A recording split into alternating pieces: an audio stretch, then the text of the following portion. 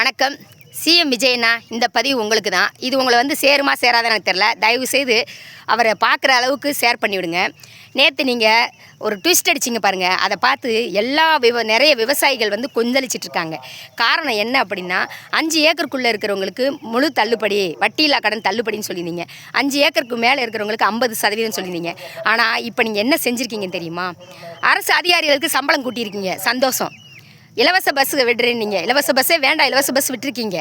இன்னொன்று என்ன பண்ணியிருக்கீங்க, 2500 தாரேன்னு சொன்னீங்க. இப்போ எங்களுக்கு அதெல்லாம் வேணாங்க. விவசாயத்தில் கஷ்டப்பட்டு கடன் வாங்கி எல்லாம் வெள்ளாமல் பண்ணியிருக்கோம். அது போன வருஷம் மழை இல்லை, ஒன்றும் இல்லை, எல்லாமே நஷ்டத்தில் தான் இருக்கும். தற்கொலை பண்ணிக்கலாமா அப்படின்ற ஒரு சூழ்நிலையில் தான் விவசாயிகள் நிறைய பேர் இருக்காங்க. ஆனால் நீங்கள் இப்போ அடித்த ட்விஸ்ட்டு எல்லார் மனசையும் காயப்படுத்திடுச்சு. அப்போ நமக்கு என்றைக்குமே விடிவு காலம் இல்லை அப்படின்ற மாதிரி ஆயிடுச்சு.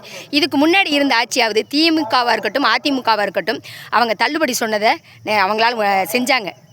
நீங்கள் என்ன செஞ்சுருக்கீங்க அப்படிங்கிறத கொஞ்சம் பரிசீலனை பண்ணலான்னு நினைக்கிறேன். ஏன்னா விவசாயிகள் இருந்தால் மட்டும்தான் உங்களுக்கு சாப்பாடு கிடைக்கும். ஆனால் அந்த விவசாயிகள் அடி வயிற்றிலே கை வைக்கிறீங்க.